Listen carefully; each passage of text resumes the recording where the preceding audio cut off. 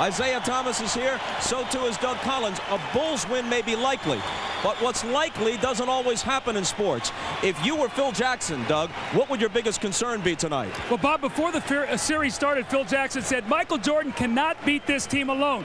That would be my biggest concern. Michael needs help today in the form of Dennis Rodman on the boards and defensively, and he needs help from Scottie Pippen and Tony Kukoc. In Game 5, they were terrific. You see the points and assists. In Game 6, Michael 35, Scottie and Tony only 9 of 25, 3 assists. Neither had a field goal in the fourth quarter.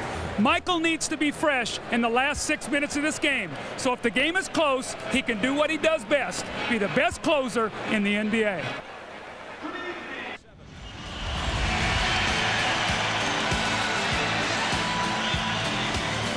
Reggie Miller held under double figures for the first time in the playoffs in Game 6, but of course he virtually won Games 3 and 4 for the Pacers. Chris Mullin had 18 points here in Game 2 on 6 of 10. Since then, 18 points total on 6 of 23, averaging only 4.5 points a game. They need some offense from him. Larry Bird, the NBA's Coach of the Year, with his assistants Rick Carlisle and Dick Harter. Here's Phil Jackson's lineup. Michael Jordan needs just 5 points tonight to pass Kareem Abdul-Jabbar as the NBA's all-time leading playoff scorer. Kukoc in the starting lineup again, but if Dale Davis begins to get into the blocks and score early, we'll see Rodman off the bench sooner than we have earlier in this series. Phil Jackson, the all-time leading coach in terms of winning percentage in both the regular season and the playoffs in NBA history. Early. Then when they got here, he gave a very emotional and personal speech. He told them, guys, believe in yourselves. Believe in your dreams. We can win this whole thing. He then went on to tell them of the 1981 Celtics and his first title and the parade that the team had and what it felt like to have a whole city salute you. He said, guys, it can all be yours. I believe in you. Believe in yourselves. Mark Jackson, Jalen Rose, and a lot of the guys told me it really got to them. Bob? Jim, thanks a lot. The last time a road team won a 7th game as late as the conference finals or finals, the Philadelphia 76ers against Bird's Celtics at Boston Garden in 1982. One of 2 7th games that Larry Bird lost in 8 tries. His Celtics won 6 of 8 7th games. Chicago with the game's first possession. Pippen drives, misses on the run, and Jackson has the loose ball.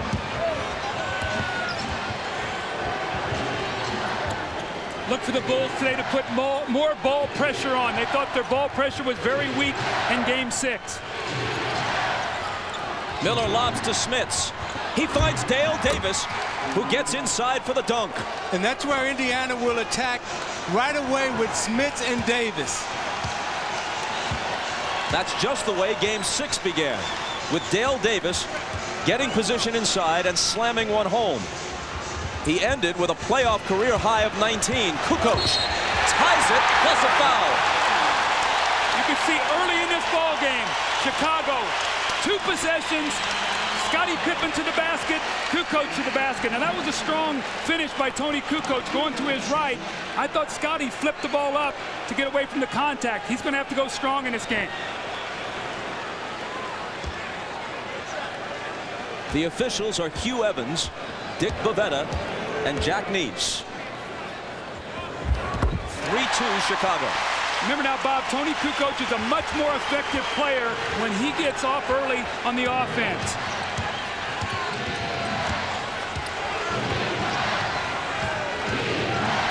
Pippen trying to thwart Jackson as he has most of the series. Smits gives it back to Jackson, who hits the baseline J. That opens the entire game up. Remember now, Pippen floats. He roams off Mark Jackson. Kukoc. Short. Rebound to Jordan. His first shot is a putback. And Chicago has a 5-4 lead.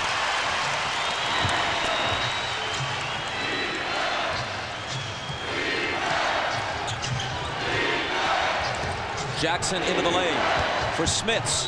Knocked away by Longley, but Luke is hit with the foul. Now you watch the way Michael attacks this offensive rebound.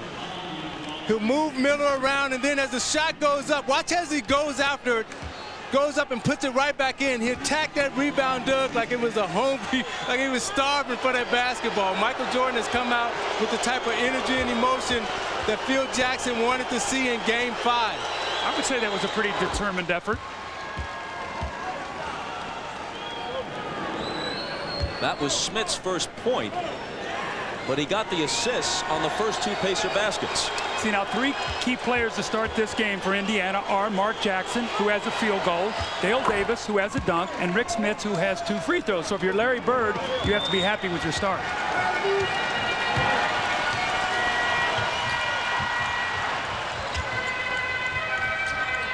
Mullen on Pippen. Michael with his back to the basket, guarded by Miller. Spins into the lane and misses the jumper. The rebound to Smits. His outlet is to Jackson.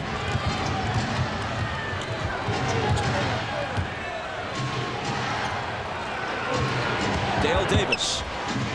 Miller on the run, scoops it up, and it rolls home for him. So Miller taking it to the hoop, as he rarely does. Here's Harper at the other end, and he's fouled.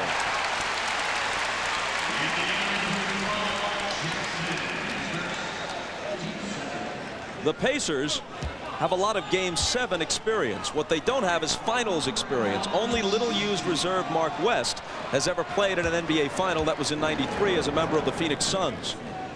Bob, one of the things I've seen here early by Indiana, I thought in Game 5 they came in expecting the Bulls to hit them hard. They got on their heels, never recovered. They've come in the aggressive attack mode in Game 7, which is very smart. Don't wait for the flurry. Don't wait to get behind. You be the attack man.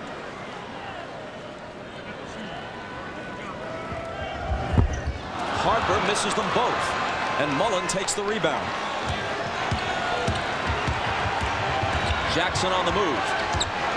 Behind a Davis screen, and now Miller. Smits. He hit 11 of 12 from the field in Game 6 and swishes his first one here. You see Smits moving Longley around. He set the screen for Reggie Miller, which gave him inside position against Longley.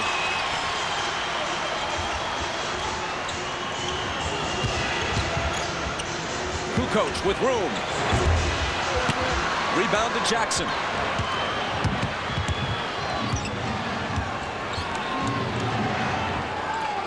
Dale Davis, stronger than Kukoc, trying to back him down, and Kukoc fouls him.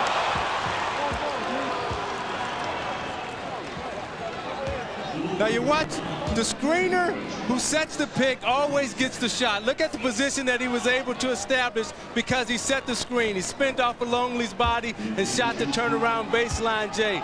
But Rick Smits' effective screening, Doug, that frees him up inside so he can come out and have big nights.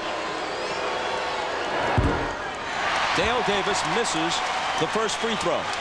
He's shooting 50% with that miss from the free throw line in this series, but 73% from the floor.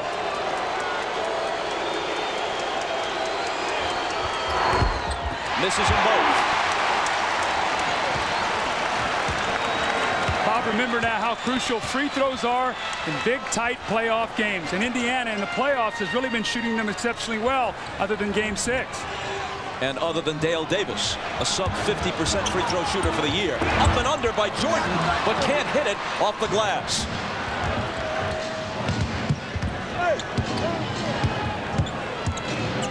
Now it's Jordan on Jackson as Mark brings it to the front court.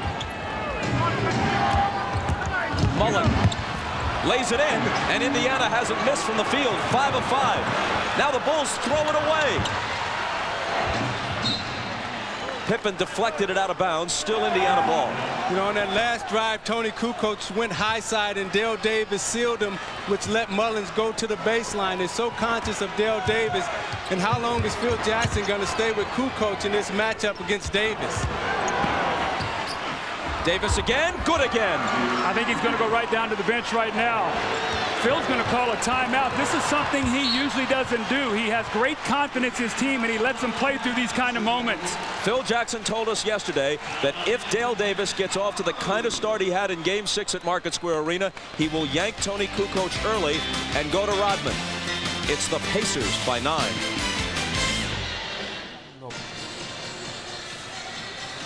Dale Davis appears to be getting off to a big start. Just what Phil Jackson told us yesterday that he feared in Game 7.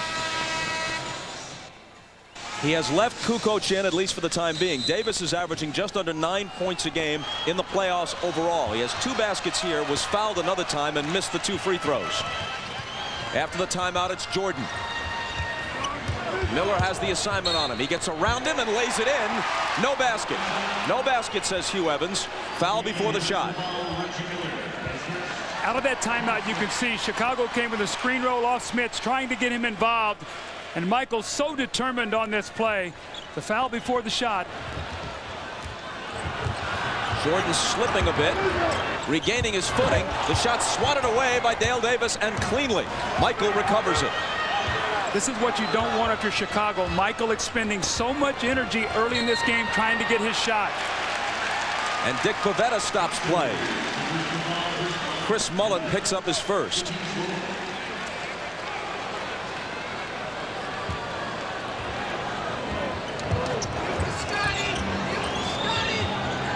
Kukoc to Pippen, and now Jordan. The crowd seemingly stunned, rather quiet at this stage. Good pass to Harper from Jordan. See, I see Chicago being very tentative right now. Kukoc passed up 2 shots, and if he's going to be out on the floor, he must take those shots, or else Field must come with Dennis Rodman to supply defense. Davis again, double team, so he gets it out to Jackson for 3.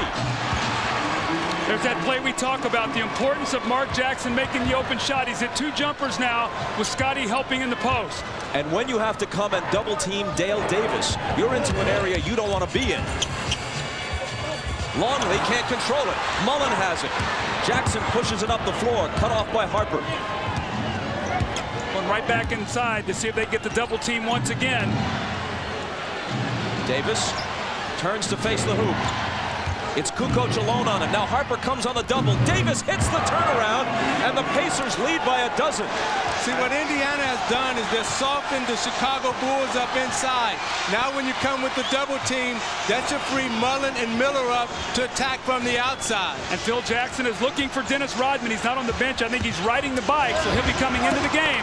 Kukoc with a bad miss. Here comes Jackson back the other way. Jackson to the hoop. Swatted away from behind by Pippen, who fouled him. Now, the last time these 2 teams played here, Game 5 of this series, Indiana had that atrocious stretch in which they missed 18 consecutive field goals in the first half. They are 8 of 8 from the field so far in this one. They're in a great rhythm, Bob. Everything they're doing right now, they're doing with precision. They're screening. When they throw the ball in the post, they're taking their time. If the double team presents itself, they're finding the open man. If not, that guy is pounding it in the post. They're playing a picture-perfect first quarter in a Game 7 on the road. Doug, they're a very confident basketball team. You look at Mark Jackson's numbers in this series. Look at the turnovers in the 3 losses and the turnovers in the 3 wins. That's what Larry Bird wants from him. And this Indiana team has won 3 of the last 4 in this series right here. Chicago beat them the first 2, but Indiana has pretty much controlled Chicago since then. Here comes Rodman. Back to the Chicago bench. He was back riding the bike to stay warm. They may need him any minute. Here's Pippen inside. Longley confronts him. Rather, Smits, I should say. And there's an Indiana foul. Bob, what they're going to need from Dennis Rodman is this right here. An energy lift. Toughness, emotion. Remember Game 1? The Bulls were so flat. He came in off the bench, made tremendous hustle plays, and got this crowd into the game. And he should be able to capitalize on the offensive boards, because every time they go to Pippen and Jordan in the low post, they're coming off of Longley. Smits is coming off of Longley to double team, which should free Rodman up for offensive rebounds. Rodman in, Kukoc out. The foul on Smits was his first, and Pippen makes 1 of 2. Rodman got a piece of it right away, but couldn't quite control it. Bob, great balance right now for the Pacers. Everybody in the game has a field goal. Jackson, Smits. Pippen got a hand on it. Longley picks it up. Here's a 2-on-1 break. Michael to Pippen, the travel.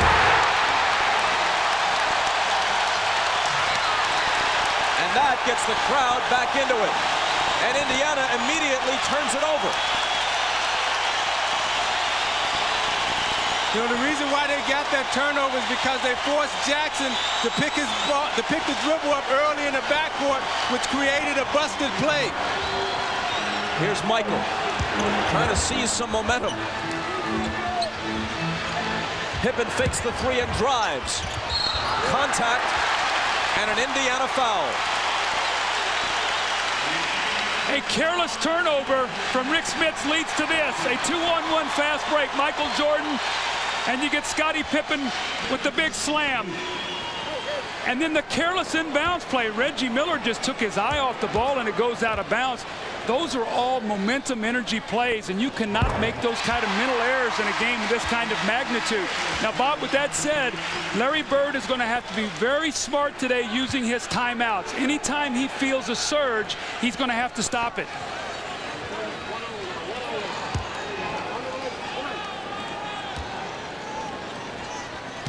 Antonio Davis comes in for the first time.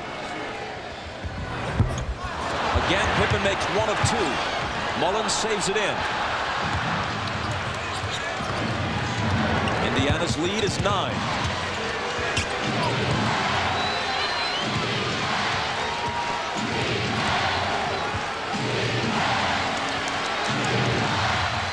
Antonio Davis pops the jumper, and it goes in and out. Longley has it.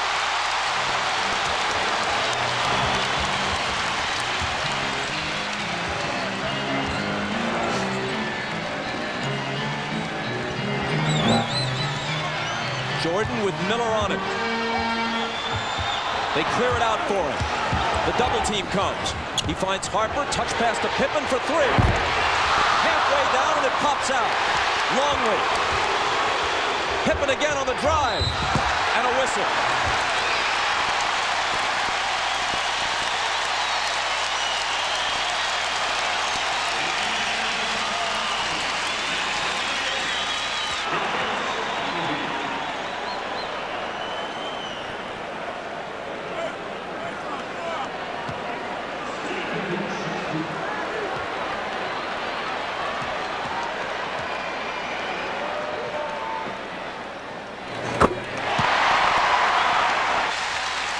It's very important. Scottie Pippen has missed a couple free throws early in this game. That starts playing on your mind. And if he's going to take that ball inside and get fouled, then he's going to have to convert it to free throw line, because we know Indiana is not going to give any layups. And you see the fact that Dennis Rodman has had on this game already. As soon as he entered into the game, the energy in the building picked up, the energy of his teammates picked up. They started picking up full court. That's the effect of a Dennis Rodman. It's not necessarily his rebounding, but it's the intangible things that he brings to the game. Pippen is bleeding, we're told, from somewhere. We can't see it from our vantage point. You know what happened? He wears that little pad on his left arm, and he was cut on his right arm in that drive, and I saw him. He took the pad off, and he put it over on his right arm to cover it up. Because he wanted to remain in the game. Yes. But temporarily he has to go out, and Kukoc comes back in. What was a 13-point Pacer lead a moment ago is now 7. Now that's a big momentum stopper for Chicago, because now that puts Jordan on Jackson, and and Indiana now should be able to go inside to Davis. They lose it. Kukoc to Jordan.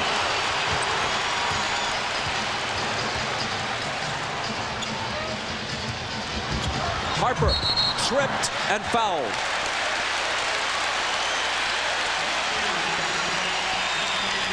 Two quick ones on Antonio Davis.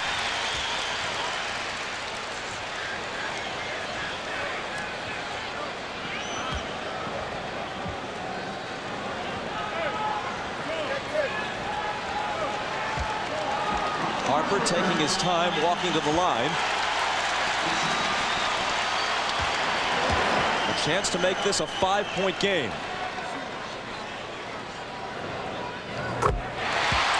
Bob, in a game like this, there's going to be a lot of ups and downs. You're going to have your moments. Teams are going to make their little runs. You've got to keep your composure. Larry Bird told his team during a timeout, this is not a 5-minute game. This is a 48-minute game. We're going to have to play that way the entire night. So take these little surges and play through them with poise and patience. 1 of 2 for Harper, and here's Ahmad. All right, Bob, Scotty did have a cut on his arm, and they had blood on his shorts. The reason he left the court was to go and change shorts, and he's now back and prepared to go back in. Bob? Miller misses off the baseline. Antonio Davis gives them a fresh 24. And it's Davis with the left hand. The shot doesn't fall, but he was fouled. That's a big foul because that's going to be 2 on Luke Longley. We know the presence of Longley inside. The Bulls get very small when they go to their bench. Now, who's Phil Jackson going to go to? Is he going to stay small with Kukoc and Rodman, or is he going to go with Winnington? It looks like he's going to bring Pippen in, stay with a smaller team, and either put Rodman or Kukoc on one of their bigger players, and they'll try to front them inside. Meanwhile, Mullen has gone out for the Pacers, and Derek McKee, the veteran, wearing number 9, is in. We're also told that Mullen had blood on his jersey, although I guess it could have gotten there from brushing up against Scotty.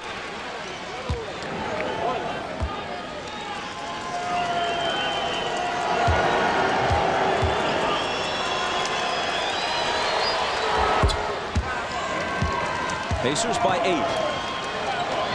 Now, Chicago has a very fast team out on the floor, and what Indiana must do to negate that speed is to put a body on Kukoc, Rodman, and Jordan. Here's Michael. It's McKee on him now. Miller comes over on the double team. Scotty with the floater.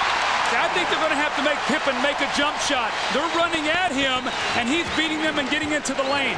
Close out on him, make him hit a couple shots before you honor his drive that much. And the Bulls have cut it to 6. Dale Davis against Kukoc once again. 3 seconds to shoot, and Miller slices through, takes the pass, and hits the reverse. There's a great read by Reggie Miller coming from the weak side. He saw Davis was in trouble, came to a free spot so Davis could see him and make the pass. Boy, Pippen really wants the ball inside against Miller. And he gets it, but can't convert. Rodman has the follow pop out on him. Inside 2 minutes now in this first quarter, and Michael Jordan has only 2 points, and that came on a rebound and a putback.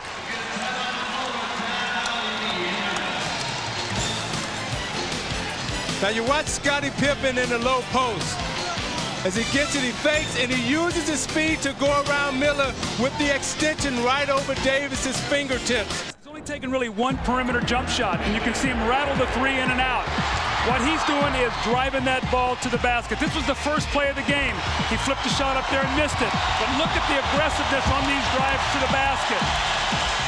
His shot chart, everything is in the paint. He's taken 2 shots outside and missed them. But more importantly, he shot 6 free throws. They must back off of him, Bob, and make him make a couple jump shots.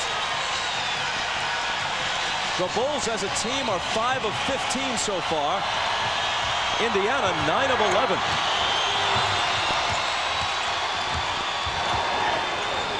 Miller fakes the 3 on Jordan. Bounces it into Dale Davis, working against Rodman. Now it's Jackson. Missing on the 3. He had hit one earlier.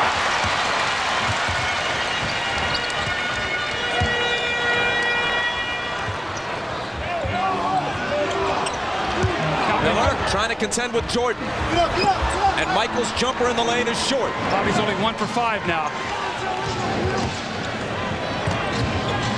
Jalen Rose in for the first time. Scott Burrell covering him, also making his first appearance. Davis over Kukoc, not this time. Rodman has the rebound. Pippen stutter stepping on the run. Doesn't get the roll, has his own rebound. Misses that one. One more try and a crowd and a foul. Pippen's really struggling a little bit with his outside shot. You know, he said earlier this week that he just didn't feel comfortable, and you can see him trying to get to the basket, passing up the little 15-footer, then fighting it, not really having to touch around the goal, but he stays with it. A lot of times you can get your rhythm by going to the free throw line, and that's what Scottie is trying to do, get his rhythm at the free throw line, so therefore it would translate into his outside jump shot. The foul was on Derek McKee, his first.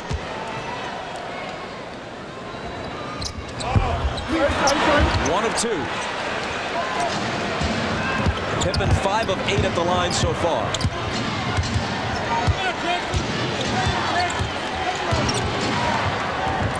Miller for 3. He felt it, caught it, tough turn the opposite way, and it was clean. Right now, Bob, Reggie Miller's in a great shooting rhythm. He started out this game 3 for 4, and he was looking for that shot all the way. 10-point lead again.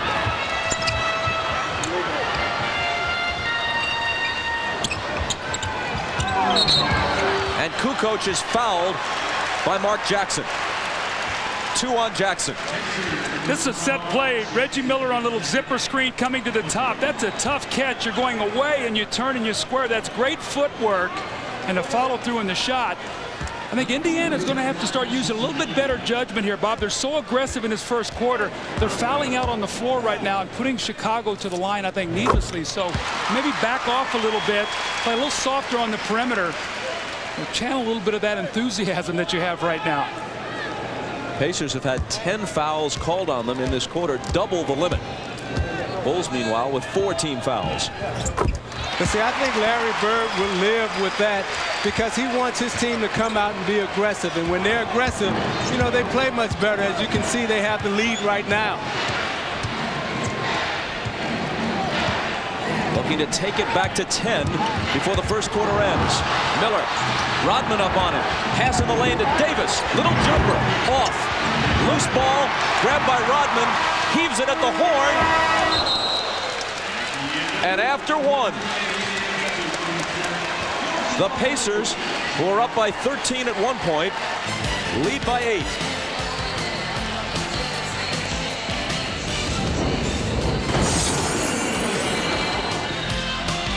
This is the NBA on NBC.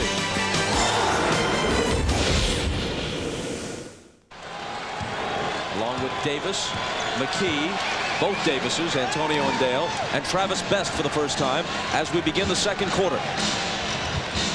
Michael begins it on the bench for Chicago. Here's Steve Kerr in, guarding Best. Best went around him for the game-winning basket on Friday night at Market Square. Here's Rose cutting inside of Burrell and drawing the foul. And what Jalen did was very smart right there. He took a look at the shot clock and didn't settle for the jump shot. Drove it to the basket with his right hand. Burrell cut him off, and then he spent back to his strong hand, which is his left hand.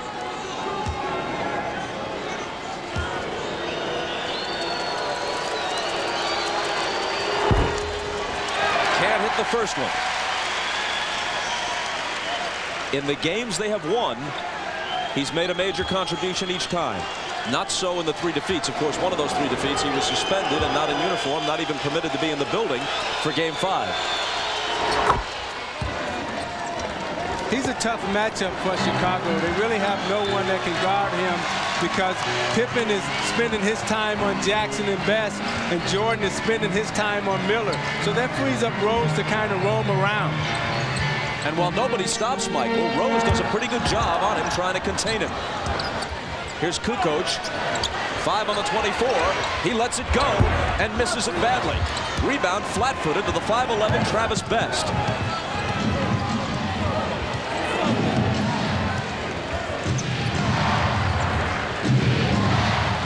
Here's McKee, left alone. The 20-footer spins out. And Pippen has the loose ball. He pulls up and takes a 3. Misses it. Followed by Kukoc is there. The Bulls, this is a very important time, Bob, right now. With Michael Jordan resting, they've got to stay close or close this gap a little bit. He needs a breather as hard as he worked in that first quarter. He played all 12 minutes.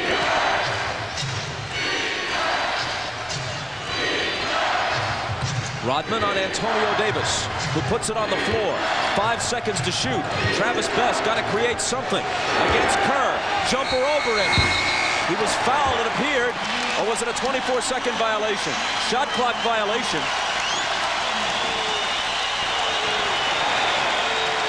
I thought he had actually beaten the clock and got it off in time. What's happened to the last 3 possessions for Indiana? They've gotten very slow in their offense. Too much dribbling, not enough movement. The Bulls have locked in, forced a couple bad shots. See, the way Chicago is going to have to cut into this lead is through transition and turnovers, or Steve Kerr is going to have to make an open shot. Here is Kerr, foul before the shot. Kerr played 14 minutes in Game 6 and managed only 1 shot from the field, which he missed. He's averaging less than 3 points a game in this series. See, with this group on the floor, Pippen pulls up and he takes a long J, but Kukoc is there to lay it in, and that's the way they must score against this lineup because they're very thin inside right now. As the Bulls put it back in play, there's a nearly immediate whistle. Derek McKee hit with his 2nd personal.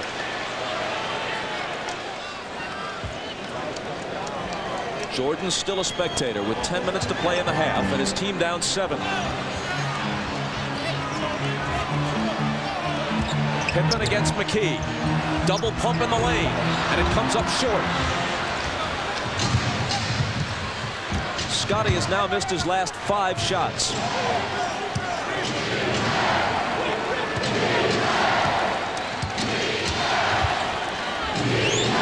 Dale Davis. Burrell trying his luck on him defensively. And play is stopped before he can make his move. 9 minutes and 32 seconds to play in the first half. Indiana by 7.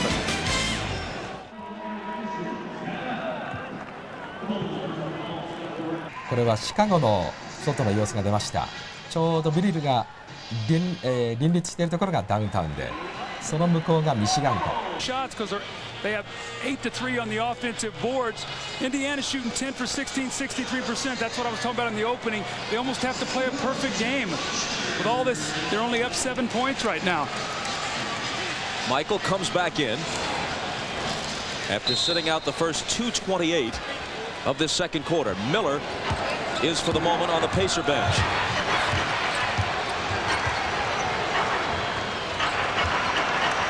Antonio Davis against Rodman. Jumper over it. Won't go. And Dennis clutches the rebound.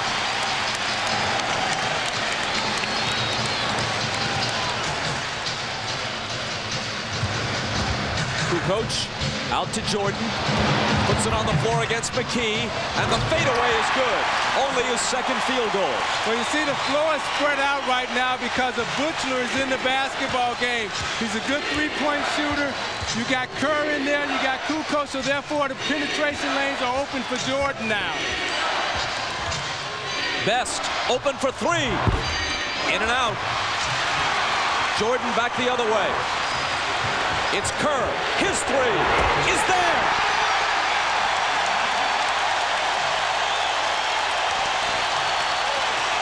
The all-time career leader in 3-point accuracy has been having a very quiet series, but a big bucket there that brings them to within 2 after they had trailed by 13.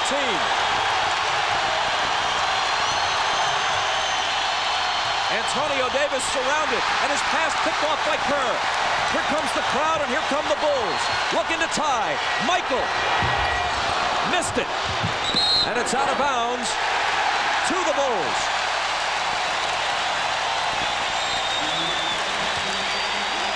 The Pacers offensively are standing around right now. They're trying to take advantages of mismatches. There's no movement in their offense right now.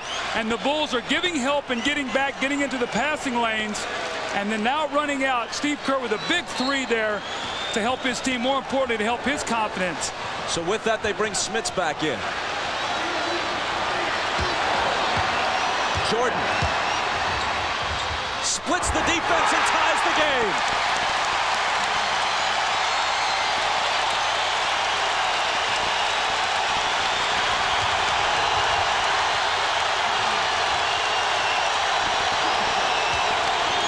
Smits.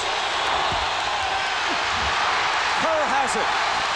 And now the Bulls look to take the lead.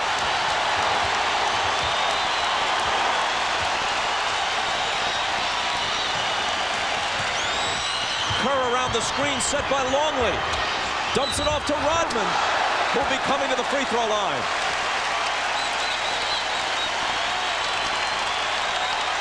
Now you ask why the floor is so spread right now, because they have shooters. Look at the spacing. Look at the driving lane. There's no one there to impede his progress. Now Michael knows that he has shooters out on the floor right now. Penetrates, drops it to Kerr for the three. Meanwhile, the last foul was on Antonio Davis, which is his third. Now you watch Jordan inside. The double team is late. Why? Because now there's shooters out on the floor, which allows Jordan enough time to operate inside.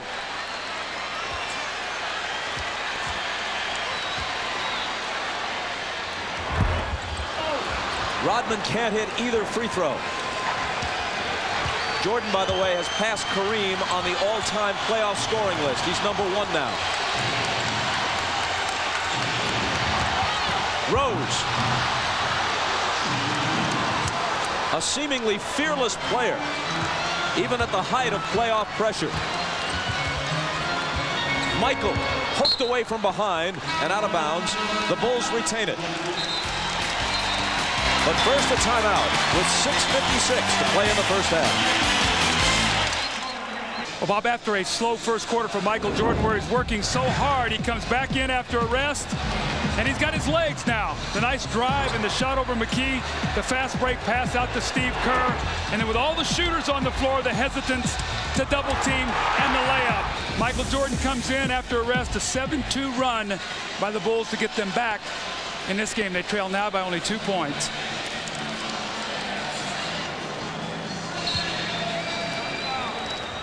Hugh Evans hands it to Michael.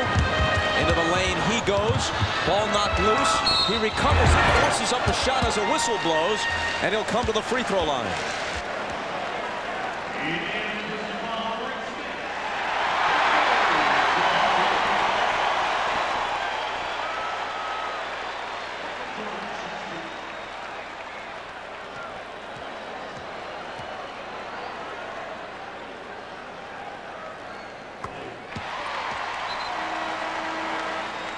The Nuggets, the Spurs, the Nets, and the Pacers, the 4 teams that came in with the merger in the mid-70s, all have had stretches of success, but they have never, none of them, reached the NBA Finals.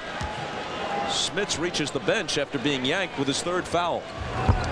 The importance of that Pacer bench. Michael Jordan, nobody blocks him out. The best player in the NBA. He follows his shot up and gets the three-point play the hard way. The Pacer bench today, so vital in their success, only 1 of 5. And after trailing by 13, the Bulls now lead by 1. Best into the lane and hold on. There's a Chicago foul this time. Now, Isaiah, you know, when a guy shoots a free throw, somebody's supposed to block him out. The Pacers, nobody blocks him out. You see Best and Miller in no man's land. Somebody's got to block out Michael Jordan. You give him an easy one. Yeah, and with Smits on the bench right now and Antonio Davis, he has 3 fouls also, so they have to come with a smaller McKee. Look for them, look for Indiana right now to try to get Miller off with some easy baskets off screens. Foul on Rodman was his first. Best to the hoop.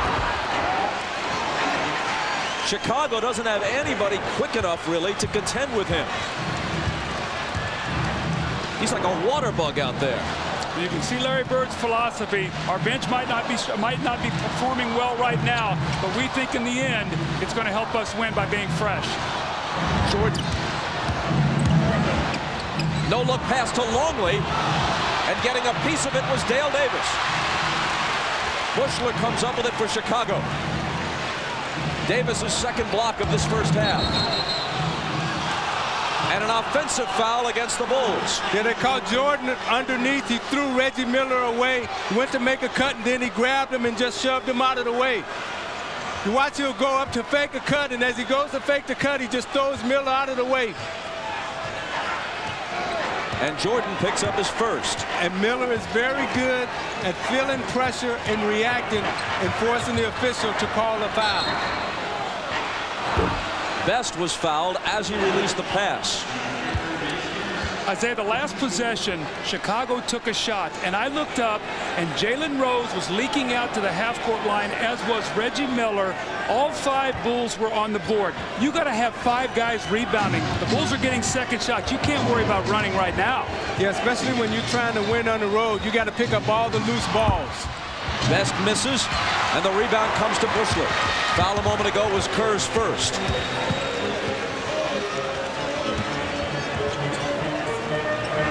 Kerr from Michael. Gets his own rebound and is belted by Best. You know, Buechler hasn't scored a basket in this game. However, his energy on defense and offense has uplifted this Chicago Bulls team. I was reading an article about Jud Buechler yesterday where he hasn't played in 2 months, and he just said, I hope Field turns to me on the bench and give me some action because I think I can help this team. Foul on Best was his second. Kerr, nearly automatic from the free throw line, hits the first. Scotty comes back in, and Longley departs.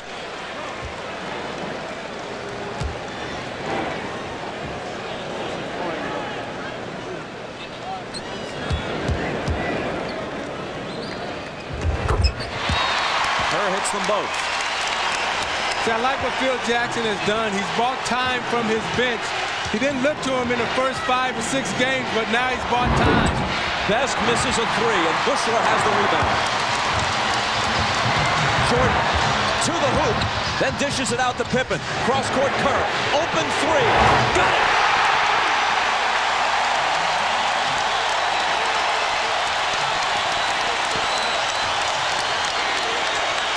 A 17-point swing since the first quarter. Chicago by 4.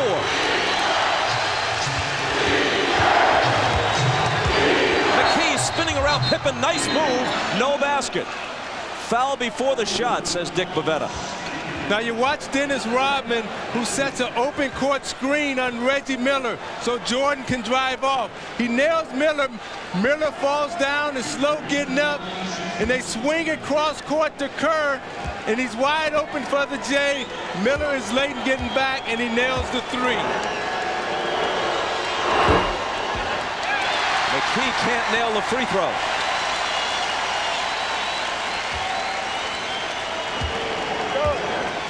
The Pacers have been so concerned all series long with giving Steve Kerr nothing. And today he's hit 2 big threes and gotten to the free throw line, and 8 big points off the bench now for Steve Kerr. Michael in the lane. The Bulls by 5, and Jordan into double figures with 11. See, everything's open right now. The cuts are crisper, the passes are short and quick and tight, which allows Jordan room to move. Jordan up on Reggie. Working on him. Shooting it against him and getting the roll, but an offensive foul perhaps. They take the basket away. The Pacers thought they might have gotten a 3-point play if the call had gone against Jordan, but no. You see Miller trying to draw the foul. Jordan is on him like a wet blanket. And Miller jumps right into him, creates the contact, and Dick Bavetta is right there to call the offensive foul.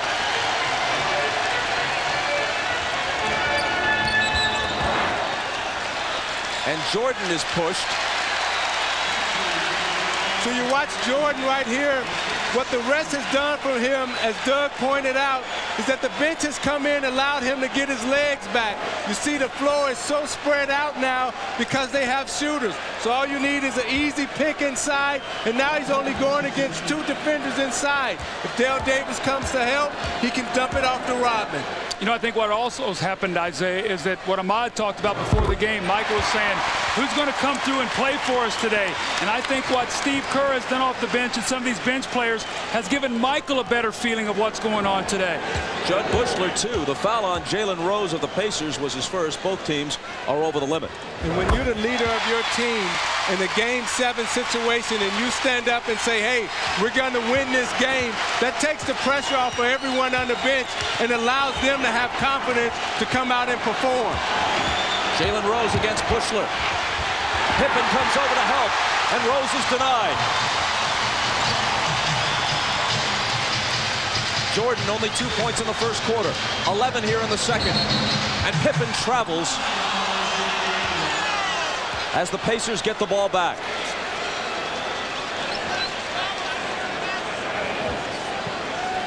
Chris Mullin, after a long stretch on the bench, is going to come back in for Indiana. Not until the next whistle. Here comes Jackson. Lobs it up there for Davis, and Rodman breaks it up. But Jackson is there to grab the loose ball. Miller all alone for three. And it misfires. Harper, Scotty to the basket. Loose ball chased down by Jackson.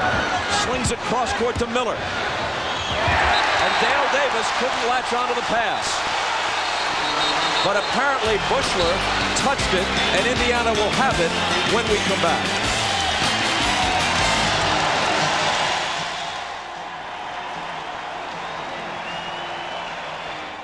There's 2 minutes and 51 seconds left in the quarter. Finish quarter strong. Come on, let's go. Bob, I'm ready to play. Put me in. Michael Jordan with great leadership there, and all one-on-one for Indiana this entire quarter. They're 4 of the last 17. They've only scored 6 points, and the Bulls are feasting on them right now defensively. The reason why that is, Doug, they have no inside presence. They're trying to establish it right now with McKee. Rodman will be nailed with a goaltending call, but he got it out of there pretty emphatically, didn't he? Yes, he did. You see, with Davis and Smits for the Pacers in foul trouble, you see there's no inside presence now of someone there that can score. So therefore, Chicago's speed is able to take over, and they have 10 offensive rebounds to Indiana's 1. Jordan putting the moves on McKee and putting the ball in the basket. Big time right here for the Pacers. A little over 2 minutes to go. The Bulls up 7. You know that they'd love to push this to double digits by half and send them in on a downer. Miller on the move and fouled by Harper. After hitting their first 8 from the field, Indiana's gone cold. Michael Jordan got off to such a slow start. He comes back in the second quarter. The rhythm is back, the bounce in his step. It's given his team such an emotional lift in this quarter. After he was hit with the foul, not Michael Jordan, but Ron Harper picks up a technical. Michael's expression is one of annoyance directed at his teammate. Not now, don't give him a free point. Mullin steps up, swishes the free throw on the tee. And here's Ahmad. All right, thanks, Bob. When we came out of that last time out, you saw that conversation on the bench. Michael starting getting animated, telling the team, come on, let's go. Let's finish up this next quarter. Well, in the first quarter, there was no conversation whatsoever. So as you can see things changing, I think it's all on the shoulders of Michael Jordan to get his team involved emotionally. Bob? Thanks, Ahmad. Indiana picks up 3 points at the free throw line. 1 by Mullin, 2 by Miller. And they're back to within 4.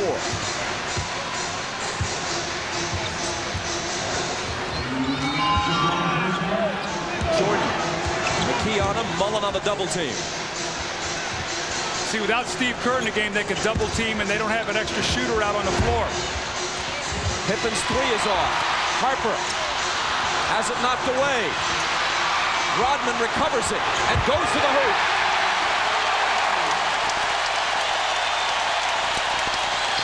Bob, remember in Game 6, the Bulls were down 10 right before the half, and they closed to within 3. Let's see if the Pacers can do the same. Dale Davis against Rodman, tries to muscle it up. Jordan came over to help, and Davis was fouled.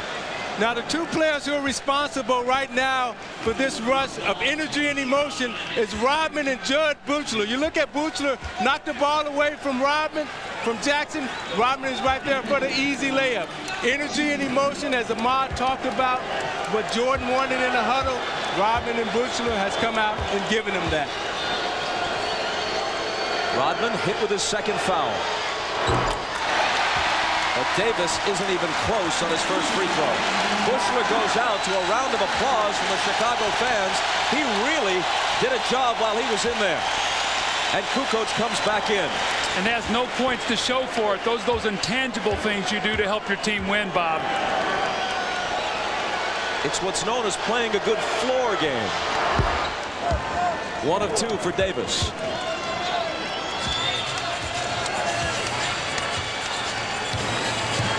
Bulls by 5.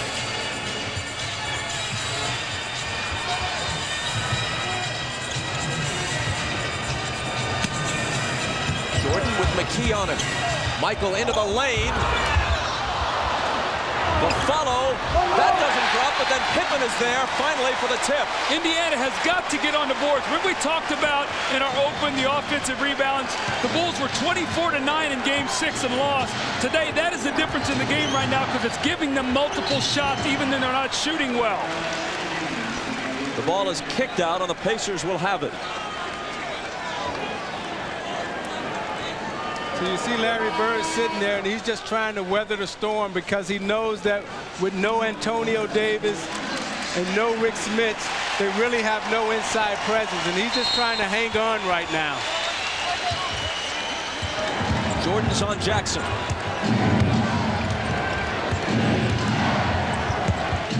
Miller, contact with Burrell, no call. Reggie fires and hits the 3. That was a huge no call because Reggie loves that move where he turns and tries to sweep the ball through you. That's a 3-point play. Cuts the lead to 4. Jordan on the move. Left hand. No. Rodman has it. Jordan can't hold on. Pacers will have a chance now as the game clock barely overlaps the shot clock to cut this to 2 or maybe 1 if they hit a 3. Reggie for 3 again.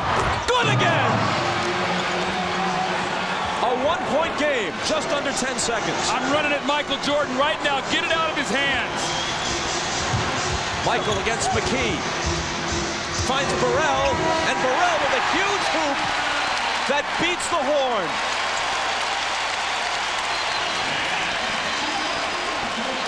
Jordan and Burrell are both arguing. Jordan talking about a previous possession where he thought he was fouled. Burrell thought he might have gotten a 3-point play on that last hoop. You see, Doug, you talked about going to double Jordan, but he's so smart and he sees the floor so well. You see Burrell goes up, hesitate, takes the double pump and the hit from Dale Davis, but they don't call the foul. And you see Michael Jordan going right at Hugh Evans, wanting a foul. He said, hey, I was going up and he knocked it out of my hands. That was a foul. 24 points coming in the paint against us on the defensive end is just unacceptable for the second half. He wants to keep Rick Smits and Antonio Davis in the game aggressively without picking up fouls. And finally, Mark Jackson gathered the group together and said, hey, guys, we're going to win this game. Bob? They start the second half with the ball, Jim, and it's Mullen bringing it out of the backcourt against the defense of Jordan. Puts it behind his back on it. Into the lane for Miller, and Reggie Miller with a little flip move brings the Pacers back to within 1.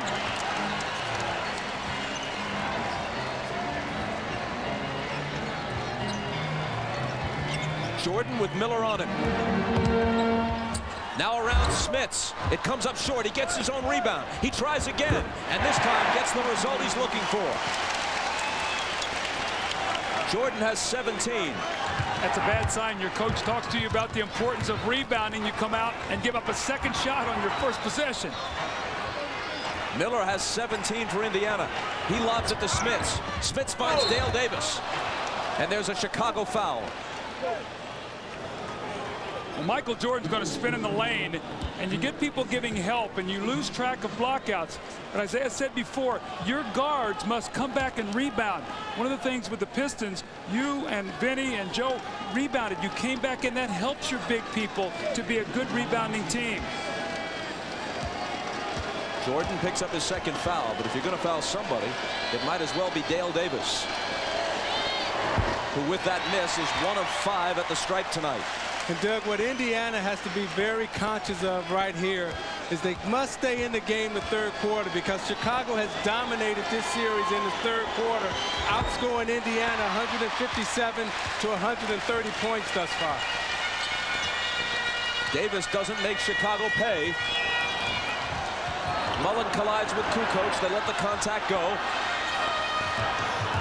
Harper on the move, stumbling a bit.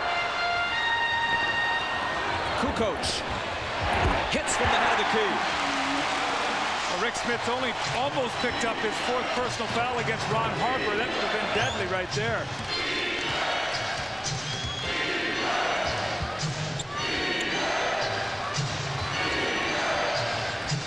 Mullen out top. Jordan's on him. Deals it out to Jackson. 5 on the 24. Smith's double team. Jackson will take a 3, and he'll put it down. Now Jackson lined that 3 up before he took it. He had picked up his dribble, wasn't able to get it off. Then he got a second look at it, lined it up, and knocked it down. 2-point game. Kukoc again. Good again.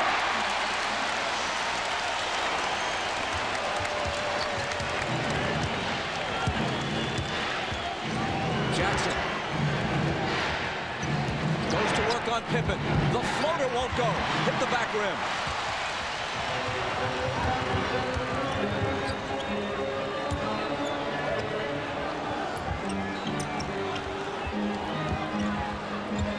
Longley gets inside Smits, and Mullen trying to help fouls him.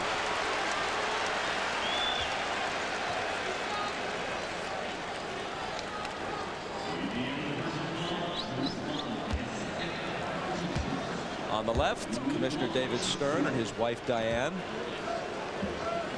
And to the right, Rod Thorne, the guy who metes out the discipline in the NBA.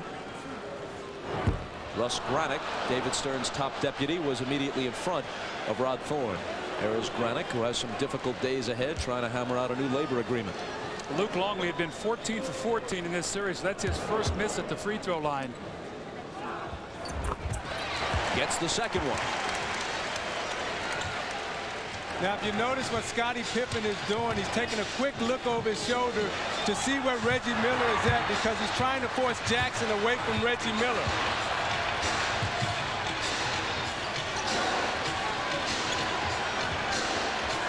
Reggie to Mullen. Mullen into the lane. And got the roll. So Mullen, who had given them virtually nothing since game 2 offensively, has 5 points so far. It was a nice curl by Mullins off the screen. He doesn't have the foot speed, but he was able to get Pippen on his hip and able to extend away from him so Pippen couldn't block the shot. Kukoc, 3 in a row, and that was a 3. Great start here in the 3rd quarter. With Rodman coming off the bench, now Kukoc with a great 3rd quarter. 7 quick points. Mullen has room and has the hoop.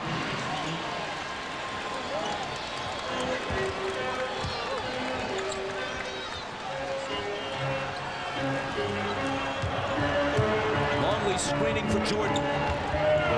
Harper into the lane. The little hook that rolls around and spills out. Hanging tantalizingly on the lip like a putt that won't drop. Miller, another 3, got it again. What a great screen, though, by Smith. Scottie tried to get up to the inside. Smith adjusted his position. Reggie's getting a lot of open shots today. Now, you may ask why Mullen and Miller are wide open right now. That's because Smith and Davis are in the game. Pippen was surrounded and fouled. The foul is on Mullen. I think what you're seeing also here in this quarter is more movement. Reggie Miller off the basketball. They're screening. They're moving. In that 2nd quarter, they got stagnant. They started playing one-on-one basketball. Jordan deals it out to Harper. Kukoc feeling it, and why not? His 2nd consecutive 3. His 4th straight field goal of this quarter. See, Kukoc wanted that ball earlier. He was screaming at Harper, give it to me, because he was standing open in the corner. Jackson into the lane. Jackson to the hoop. Won't fall for him. But there's the rare Indiana offensive rebound by Dale Davis. And he's fouled, which is a mixed blessing because Davis hasn't been able to do much with his free throws. If, in fact, that was an active shooting foul, which it may not have been. They may inbound from the side.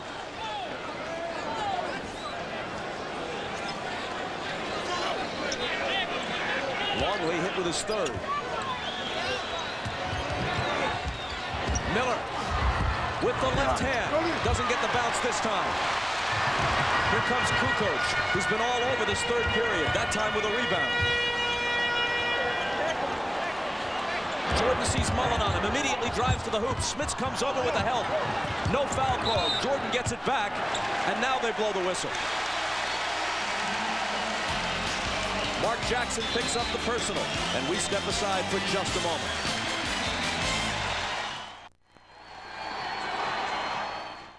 In this quarter. And in recognition of this look inside the game, to the Thurgood Marshall Scholarship Fund.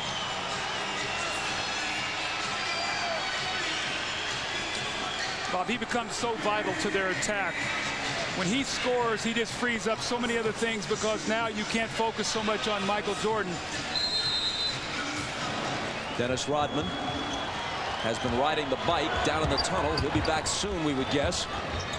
But not for Kukoc as long as he stays this hot. Here's Pippen with the fadeaway. And Scottie Pippen nails it. Remember at the top of the game we said Michael Jordan can't win this game by himself. He needs help. Well, he's getting a lot of help today. 17 from Kukoc and 13 from Pippen. Miller on the drive, and a foul is called. It'll be Indiana ball from the side, giving us a chance to check in with Jim Gray. All right, thank you, Bob. Well, Larry Bird during that timeout told his guys, you're right there on the cusp. Keep playing at this pace. He's very pleased with the effort. Likes the offense now where guys are setting screens, creating open shots. Defensively, he says they won't continue to hit at this pace. Bob? The foul on Harper was his second. Miller lobs for Smits, who's been rather quiet. Draws a double team, and Pippen, reaching in, picks up the foul. It's his third. So they got to get Smits involved right here. He's only taken 2 shots in this game, so they're trying to get him in the low post.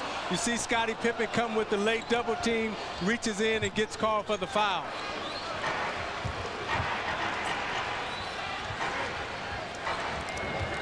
Mullen, head of the key, pops it. Loose ball battle, Longley claims it.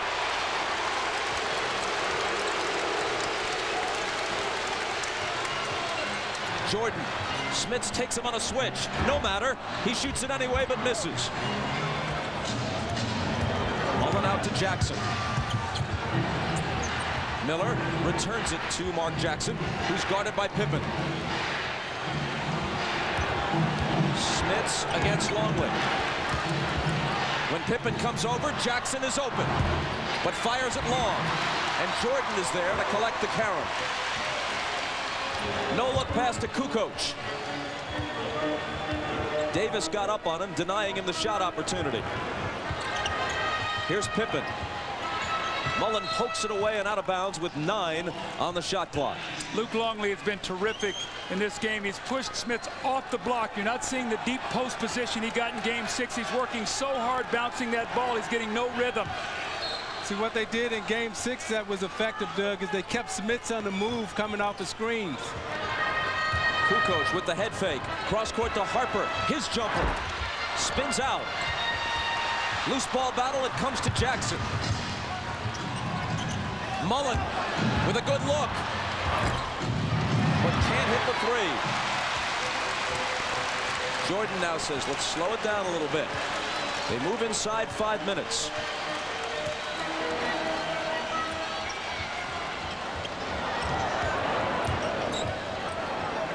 Michael double teamed, returns it to Scottie. Now it's Kukoc into the lane and to the hoop, and he's fouled. Rodman's going to check in. Let's see for who. Kukoc has free throws to shoot. Harper is the guy who's pulled from the lineup as Rodman comes in. See, the Bulls have really gone big on the perimeter now. Kukoc actually playing at a guard with Scottie and Michael.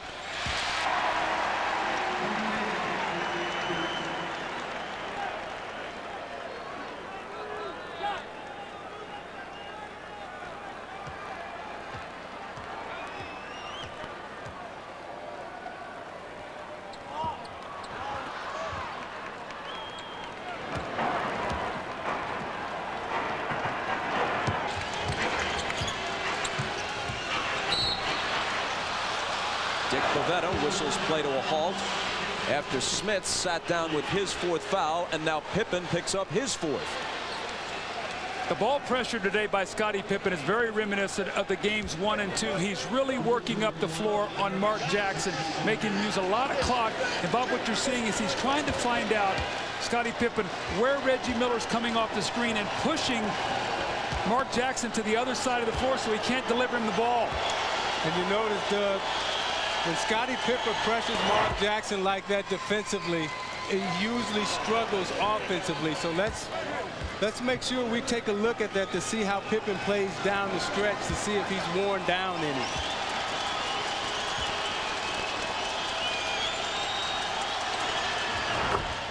Jackson got them both.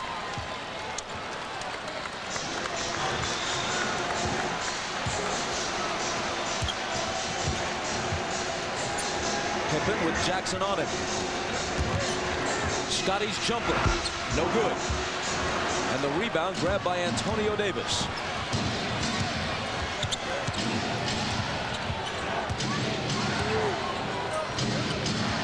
Jackson got it back from Miller. The floater is short. Antonio Davis crashing the boards. The ball out of bounds to Chicago. See, Luke Longley read Mark Jackson. He knows he likes to throw the floater to Davis coming over for the dunk. Luke Longley gave him the pump fake, gave him the up fake, made Jackson hesitate and shoot it short. Kukoc has it knocked away and stolen by Miller. Foot race for Jordan. Reggie is fouled by Michael, who reacts with a disgusted display, thrusting both arms into the air. See, I think that time the foot speed of Michael Jordan caught Reggie Miller, and he just threw him off balance a little bit. He took a swipe at the ball, but I don't think he touched anything. He cut his feet, so he really couldn't extend and get up. So I think that was a smart play by Jordan. Just so the Jordan fans hold those cards and letters, I said it was a display of disgust, not a disgusting display. You see what he did right there? He just took the feet out from under Reggie Miller so he couldn't plant or jump. Now, with Kukoc's great shooting in this third quarter, it's still a three-point game. That's where we were at halftime. That's what Larry Bird is trying to continually tell his team. We're still in there. Michael poked away on a foul. Now Mullen has 4 fouls. Penalty in effect for both teams. See, Jordan recognized that time that the next foul would get them in a penalty, and he wasn't going to give that basketball up. He's going to take it in and force someone to foul him.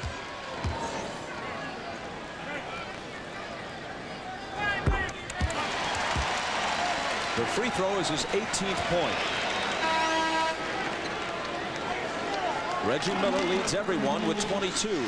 Just as it was difficult, Pippen going out and Harper coming back in, to imagine the Pacers winning Game 6 with so little from Reggie Miller, and somehow they did it. How are they going to win Game 7 with Rick Smits giving them next to nothing offensively? Jordan misses the second one. See, Rick Smits in this series has only given them 10 points on the road, and at home he's given them 21. Offensive foul on Antonio Davis. He moved on the screen as Ron Harper shot through the top. Now what you're seeing Phil Jackson here is Scottie Pippen has 4 fouls. He's giving him a rest. He's coming with Harper. What he'd like to do is then Michael finish out the quarter, bring Scottie in for him, and let him get a rest. That's number 4 on Antonio Davis. Lots of guys moving toward trouble as the fourth quarter approaches. Jordan double teamed by Mullen and Miller and took too many steps. See, every time Jordan gets the ball in the low post, Indiana is running a defender at him from the top, forcing Jordan to have to read the double team. They can get away with Harper out there, but not with Steve Kerr. Reggie, Harper up on him. Fades away from him and misses the 3. He was determined to do something on that possession.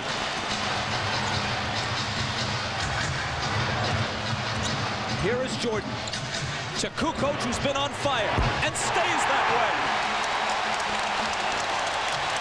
21 for Kukoc. And it's back up to 7.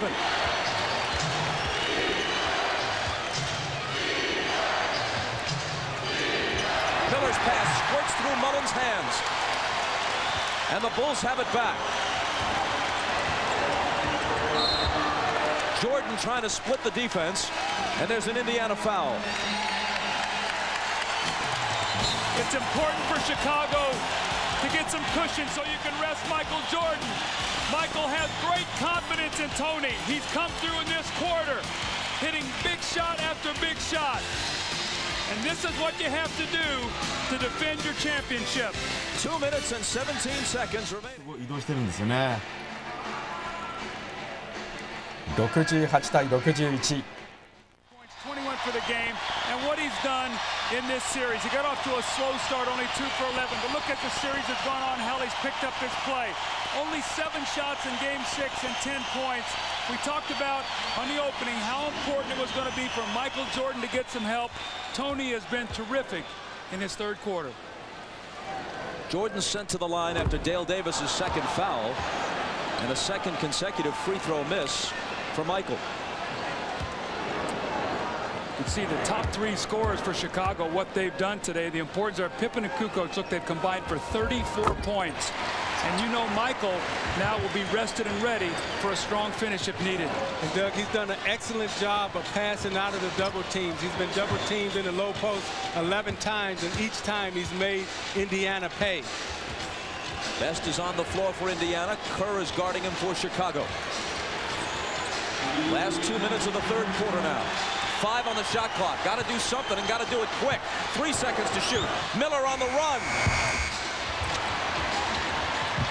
Rebound out of bounds. Rodman upset that he couldn't control it. And the Pacers will have another crack at it.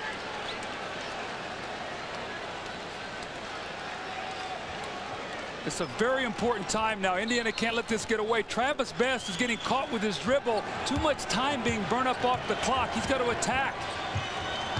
Miller driving on Harper. Kukoc cuts him off. Nice pass inside to Dale Davis, who's wrapped up by Rodman. That's Dennis's third.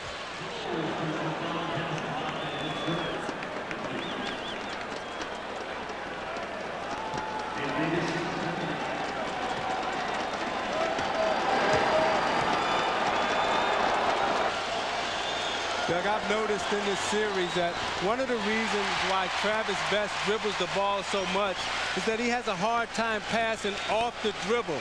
Mark Jackson can pass off the dribble. John Stockton can pass off the dribble. But when Best makes the pass, he's got to pick it up and pass it with 2 hands. Dale Davis hits that one, making him 2 of 8 at the line tonight.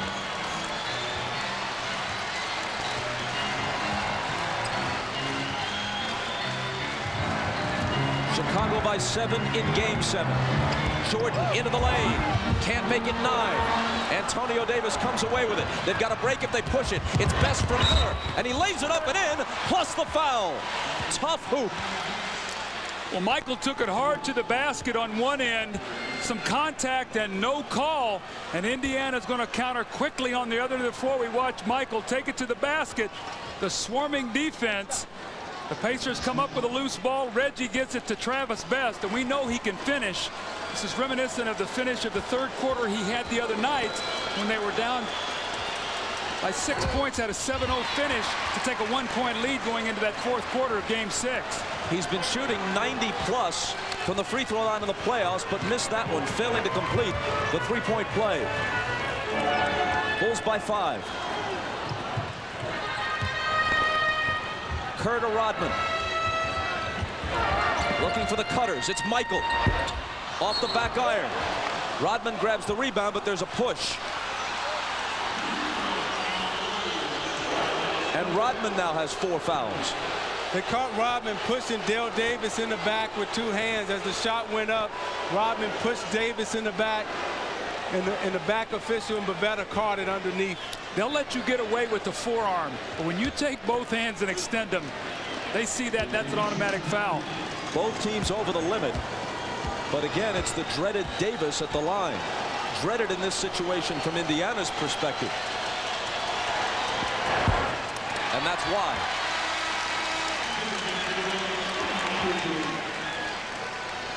Scottie Pippen comes back in.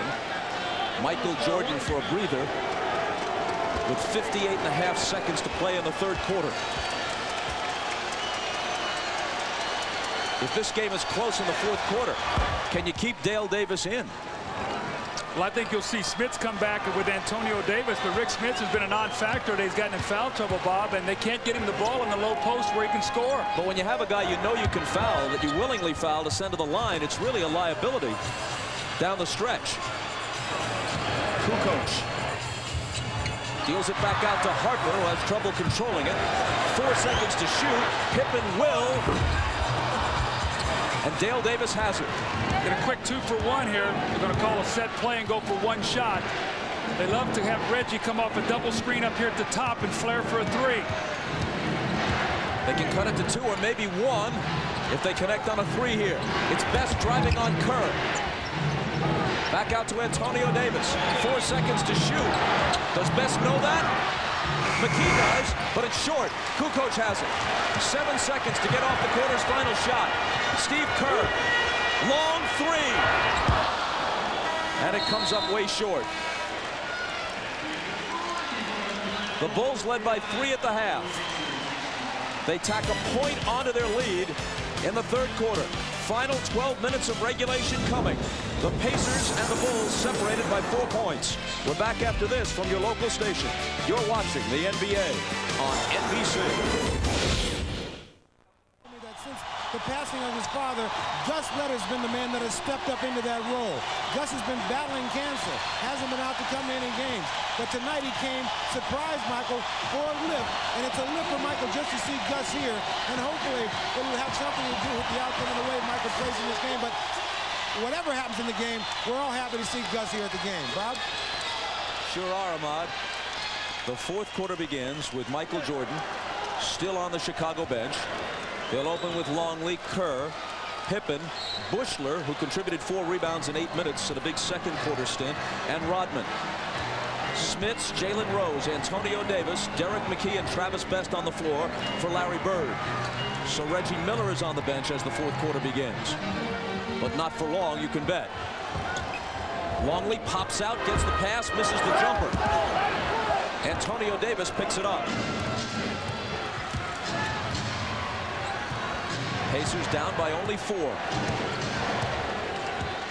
Without Tony Kukoc, where would the Bulls have been in that third quarter?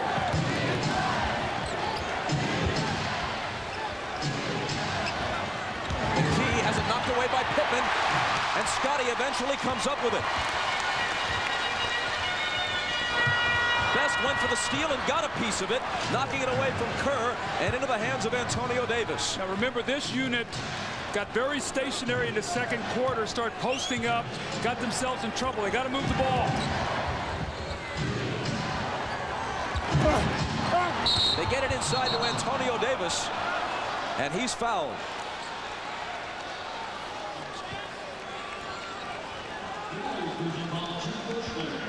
It's going to be a one-shot foul. He was not in the act of shooting, so the Pacers will take the ball. One shot as in no shots in this situation. Yes, he will take the ball sideline out of bounds. He was not in the act of shooting.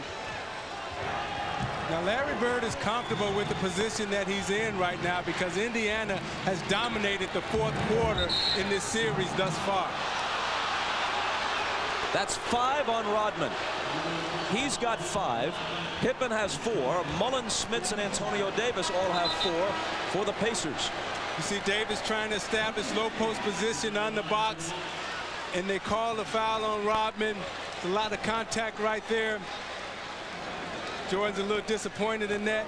Knows that Rodman has picked up his 5th foul, and the Davis boys have been punishing whoever is on them right now, which Dickie Simpkins is guarding Antonio Davis right now.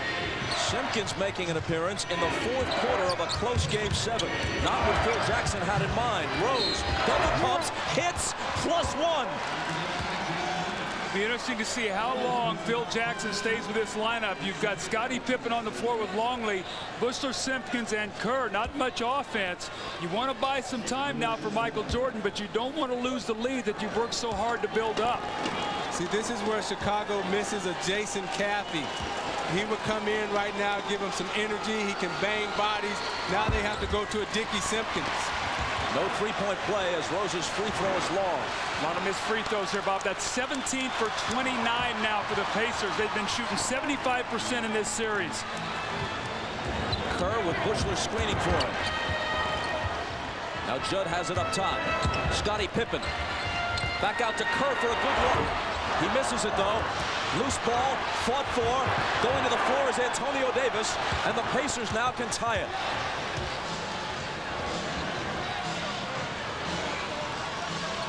Buechler is on Rose.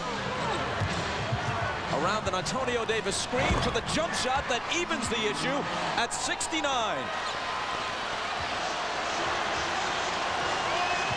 Chicago once led by as many as 8. In the first half, Indiana was up 13. Who is going to score for the Bulls with this lineup?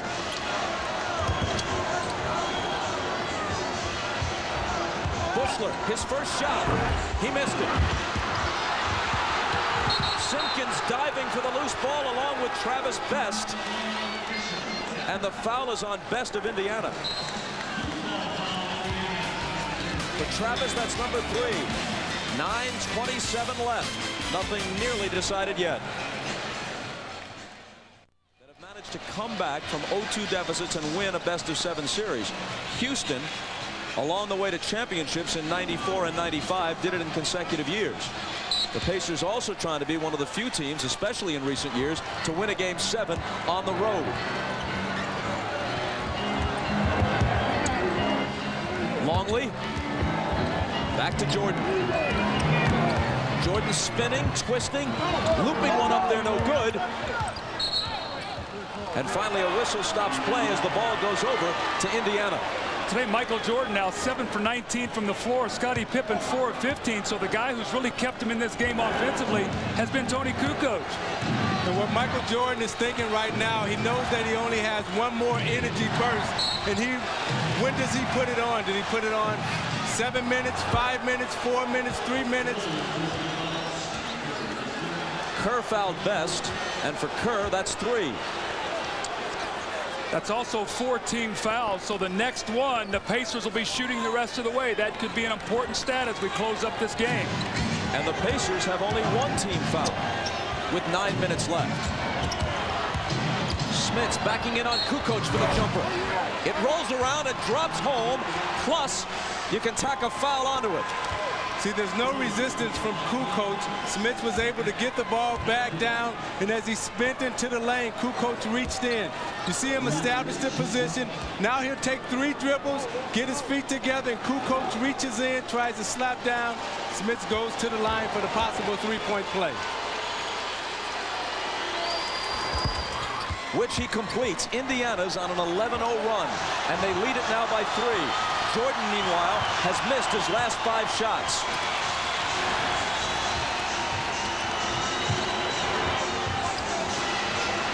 Longley looking for some help. It's Jordan. 6 in a row have gone awry for him.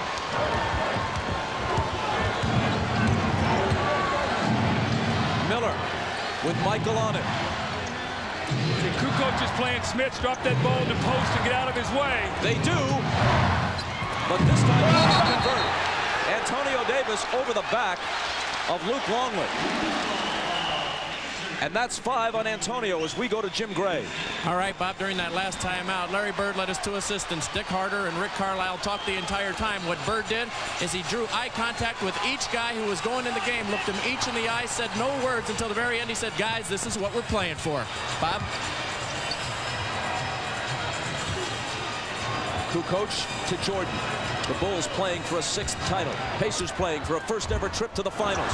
7 misses in a row for Jordan, but not 8. Offensive rebounds. You play the great initial defense. Remember what the first half was about, 15-1 on the offensive boards.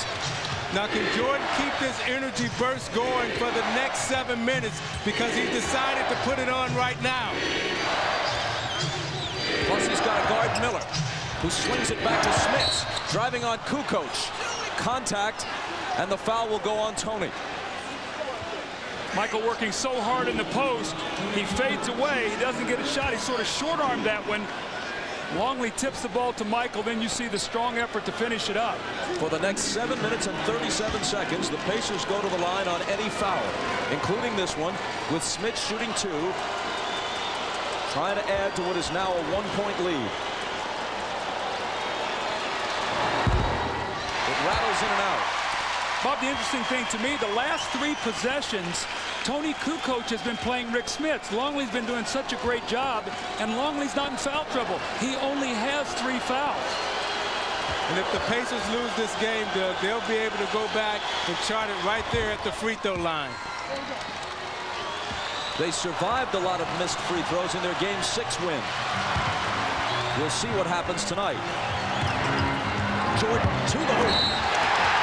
And he'll come to the foul line after an explosion to the basket. He can't do that as often as he once did. He can't do it throughout the game. But when he needs to, the explosion is there. Bulls get Rick Smits involved in pick and roll. He can't jump out there to stop it. The Bulls know it. Look, he can't move his feet. He opens up, and he ushers Michael right to the basket for the dunk. So look for the Bulls now to get Rick Smits involved in as many plays as possible where he has to move his feet. And see, Doug, the great players have an understanding of the game and where to pick their spots and how long they can sustain that rush. Jordan with 24. The Bulls up by 1. Longley back on Smits. Smith shoots over him. And another chance for a 3-point play as Longley picks up his 4th foul. So you watch Smits fighting Longley in the low post. He gets his balance and he takes the dribble, makes Longley move. Longley gets the elbow extended, pushes him off. Dick Bavetta is underneath, blows it, gives him the possible 3-point play. Derek McKee in the game. Why is he in the game? A fresh defender on Michael Jordan.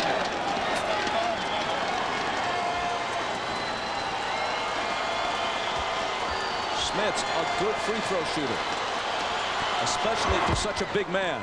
See if they go back to get Rick Smits involved in the play here with either Michael Jordan or Scottie Pippen. Make him move his feet.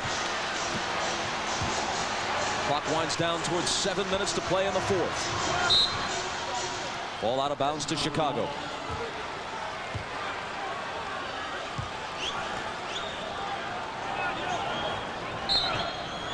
And the Bulls want to talk it over.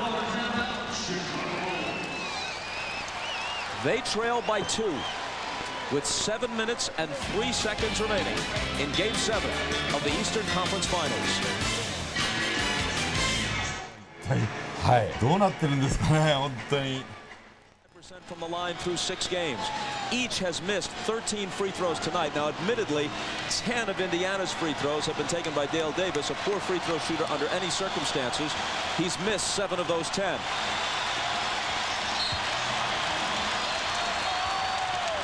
The Bulls look for the tying basket. Longley. Kerr for the lead. It isn't there. And a foul on Longley as he tries to take the rebound away from Antonio Davis, and now Longley has 5. This was a great set play the Bulls ran coming out of this timeout. They did it to set up Steve Kerr for a 3. It looked like he had an open look, but at the last moment, one of the Pacers closed in on him and got a hand up on his shot. The big men for both teams are in foul trouble. Smits and Antonio Davis with 5. Rodman and Longley each with 5. The Pacers have only 3 team fouls. They have 1 more to give. But the Bulls are over the limit, and Antonio Davis hits the first one. Now, Smits is in such an offensive groove right now that Indiana's going to keep going right back to him. 1 of 2. Pretty much consistent with the way these teams have been shooting free throws with everything on the line in Game 7. Jordan knocked away by McKee and cleanly. 3 Pacers surround Michael. And a jump ball is called. You're in a Game 7. This ball goes loose on the floor. Every possession vital. You see the nice hands by McKee. Watch now the players go down on the floor. Michael trying to get it back. He's very fortunate he didn't hurt his right leg. You see him get bent underneath him there. How big is this jump ball right now? You get this jump ball, you got a chance to go up 5 with 6:30 to go. Michael can really jump, but Smits is 7'4". Smits tipped it, but right to Pippen. Best up on Kerr.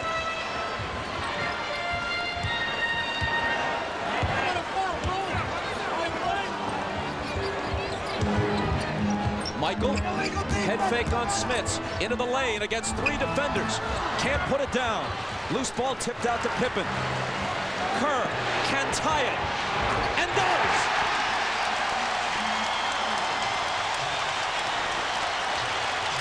Offensive rebound that you don't get, a jump ball that you don't get.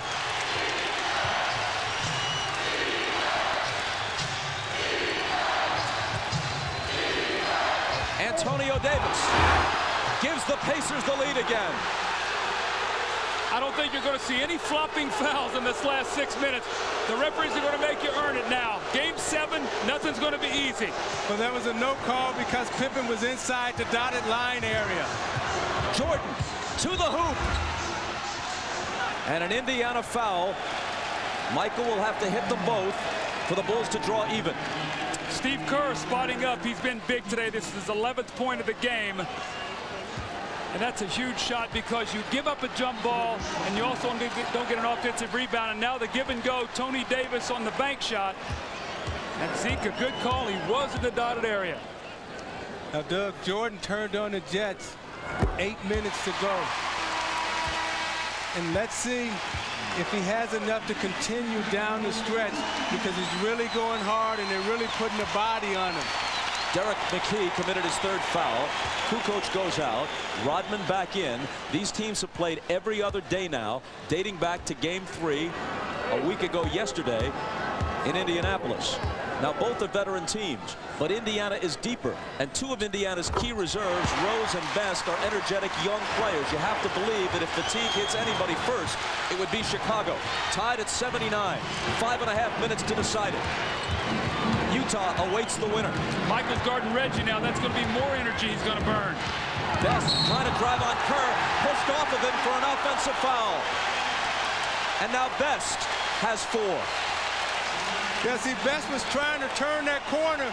Smits had his man sealed. Best was trying to turn the corner, and he used that forearm just to push Kerr off. One of the things we've not seen in the last couple Pacer wins is Mark Jackson in the 4th quarter. It's been the Travis Best show. Today, Larry Bird is coming back with Mark Jackson, the more veteran player. The veteran player, and he also poses the mismatch for Kerr because he can bag Kerr into the post. Michael from Kukoc. Bounce pass to Longley. It won't go. Miller and Pippen battling, and Scotty comes away with it.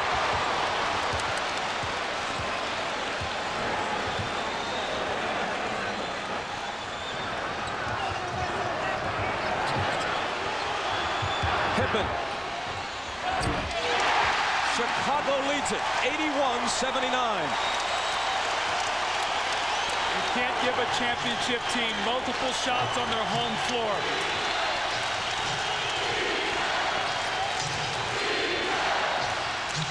Derek McKee slides to the foul line. 10 on the shot clock. Looking for Smits, who goes to the floor to try to recover it, but his saving pass is stolen by Kukoc.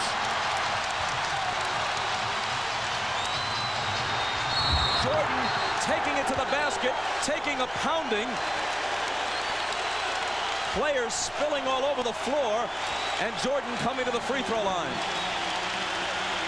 The offensive rebound by Scottie Pippen. Reggie Miller's got to come up with this ball. It's a critical play. And what does it lead to? It leads to Scottie Pippen off the little stagger screen and the open jump shot.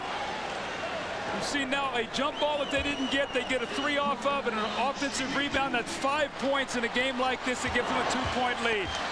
But Mark Jackson back into the game, Doug. They're taking the ball out of his hands, forcing Derek McKee to handle the basketball.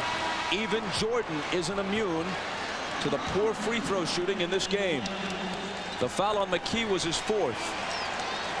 Bulls are thinking defense right now. They take Kukoc out and Kerr out. Their two best perimeter shooters, they come in with Rodman and Harper. Now what that means, Bob, is on the offensive end of the floor, you can give more help and make Harper make a shot.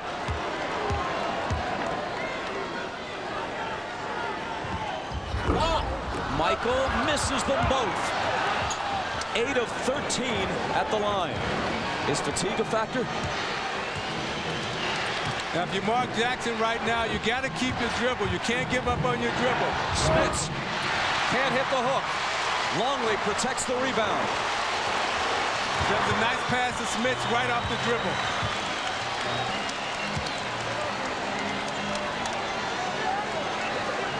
McKee draws the defensive assignment on Jordan.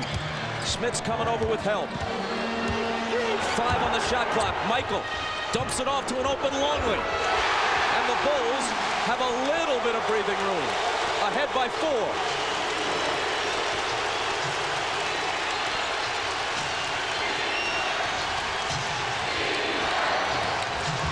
McKee, and he travels.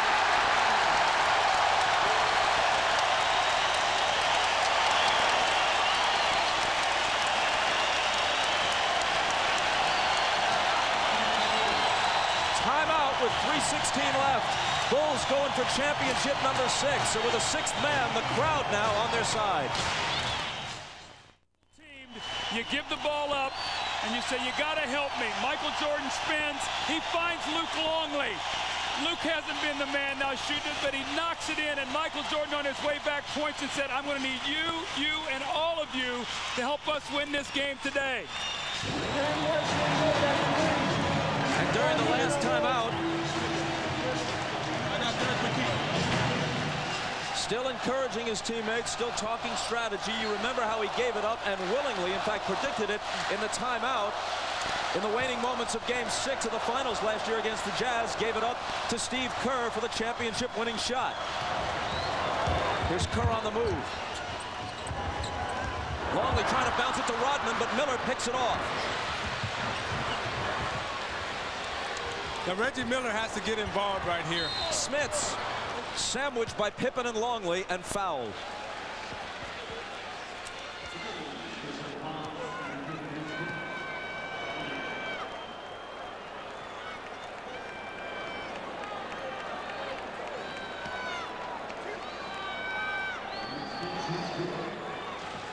That follows the game. Scottie Pippen just picked up his 5th.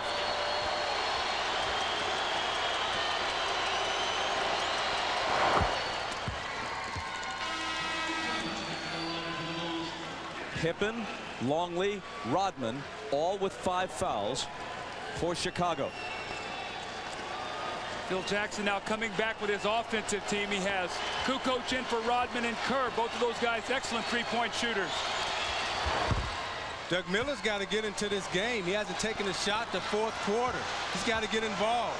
He hasn't scored since 3 minutes and 30 seconds remained in the 3rd quarter. He's stuck on 22 points. 2-point Chicago lead. Michael Jordan. Every time he takes it to the hoop. Every time just about anyone does. They pay for it.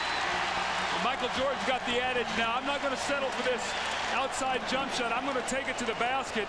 And Indiana staying true to their philosophy. They're not going to give up any layups. See, the great players understand their bodies and they understand their energy rush. Jordan's going to the basket right now, not necessarily looking to score, but to absorb the contact and go to the free throw line. He increases the lead to 3. Each team has 3 men with 5 fouls. We mentioned Longley, Pippen, Rodman, Antonio Davis, Derek McKee after that last personal, and Rick Smits all with 5 for Indiana. Rodman back in now for Kukoc, so you're going to see the offensive defensive substitution every time there's a dead ball in the last 2.5 minutes. Michael gets them both. 28 points for Jordan. Jackson out of the backcourt. Harper with him. Jordan on Reggie. 10 on the shot clock.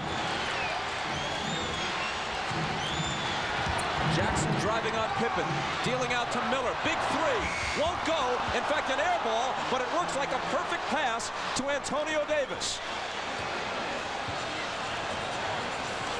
Again, a two-point game.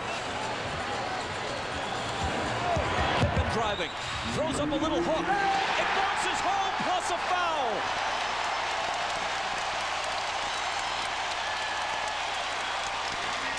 Reggie Miller right here got caught up on the screen, and he pushed Antonio Davis into a foul. And Davis has fouled out.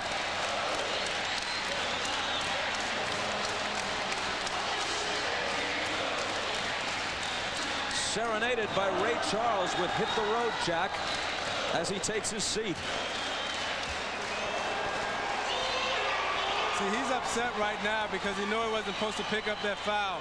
Miller should have either slid under that screen or knocked Scottie off of it, but he pushed Antonio Davis into a switch that he really couldn't compete with Pippen's foot speed. So now they have to bring Dale Davis back in. And keep in mind what a poor free throw shooter Dale Davis is.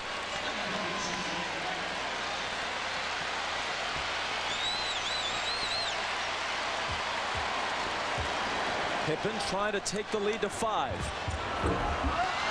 which he cannot do. But Jordan out-battles two Pacers for the rebound. And now he'll take some time off the clock. Michael's going to open the court here and attack.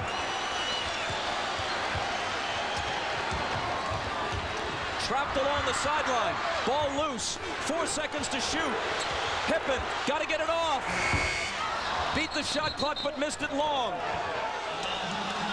And the ball went over the top of the backboard as it caromed off the rim, and so the ball is given to the Pacers out of bounds. See, Bob, what happened, though, that offensive rebound gave the Bulls 24 more seconds to burn up off the clock. They're going to run a curl and try to post Rick Smits. They look for Smits, and Harper deflects it and comes up with the steal.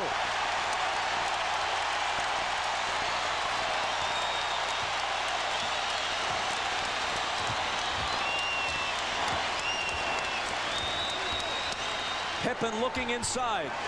The Indiana defense in the half-court set is tough. 5 on the shot clock.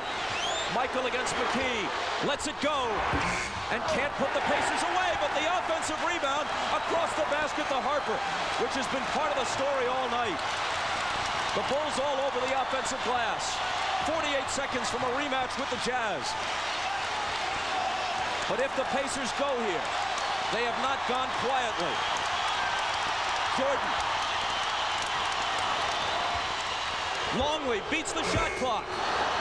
Rebound to McKee. Indiana still with a chance. Jackson. McKee out near midcourt. McKee for 3.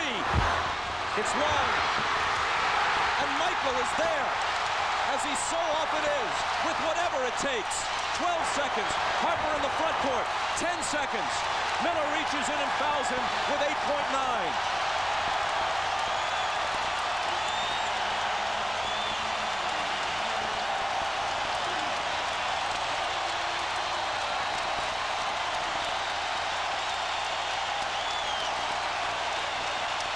It appears the Bulls will survive the Pacers. But what Michael Jordan termed a bump in the road was anything but. It was a mountain to climb. And they barely reached the summit, if in fact they have. 5 points with 8.9 on the clock. The Pacers have been a poor offensive rebounding team all year. Part of that statistic attributable to the fact that they shoot well from the field, but nonetheless, they've usually been beaten on the offensive glass. It really caught up with them tonight. 22 offensive rebounds for Chicago to the Pacers 3. Smits grabs the rebound and asks for a timeout. 7.7 on the clock. Back to the United Center after this. 83で5点です。はい、残り時間が今タイムが戻って 8.6 秒。だからできるだけ時間を使わないで、得点をたくさん取りたいですから、でも、かといって簡単に3にはノーマークでは、ちょっと難しいところなんですけど、とにかくゴール下に入れて確率の高いシュートを打たせるようにして、3点を狙いに行くのがまず上等手段でしょうね。だからそれを狙いながら外のレジミラーにスリーポイントを打たせるという、両方狙いじゃないですかね。最初からレジでスリーというパターンは多分ないと思うんですよね。5点差ということは2回攻撃チャンスを作らないとダメということですからね、インディアナとしては。で時間潰されちゃったらアウトですから、だからできるだけ時間を使わないでシュートに行って、だからワンチャンスでワンパスでもいいですから、スリーなりインサイドなりですね、で点数を決めたら次ファウルゲームでしょうね。そうですね、しかしこのプレーがすごくとにかくビッグプレーでした。ビッグプレーでした、土壇場でピペンが非常に難しい全く角度のないところから決めてきました。トレールプレーなんていうポストのところにボール入れてて単純に走ってワンツーでリターンをもらってレイアップのシーンなんですけどね、それをもうファウルくるの分かっていてファウルされながら右手だけは余しといて復讐だったんですよね。でも角度ないですから相当難しいシュートだったんですね。ブリッツもディフェンスの指示を与えています。これ時間を使わせることを言ってると思うんですよ。それで相手のオフェンスを想定して、Tonight, Chicago only 38%, but because of the disparity on the offensive glass, Chicago has taken 22 more shots than the Pacers. In fact, Indiana has hoisted up only 54 shots. The NBA playoff record low since the advent of the shot clock is 53. You can't score if you don't get shots off. At least you can't score enough. And if you don't get rebounds, you're not getting any second chances. Bob, I go back to that jump ball when it was a three-point game, and the Bulls came up with it, and the Pacers had a chance to go up 5. Reggie Miller once scored 8 points in 8.9 seconds in a playoff game at Madison Square Garden. They're down 5 with 8.6 on the clock now. They restored a few tenths of a second during the timeout. McKee looks to get it in. Reggie running off screens, but it's Smits with a quick turnaround and miss. Dale Davis can't hit the tip. Longley has it, protects the ball, and on to the finals. For the 6th time in 8 years, go the Chicago Bulls.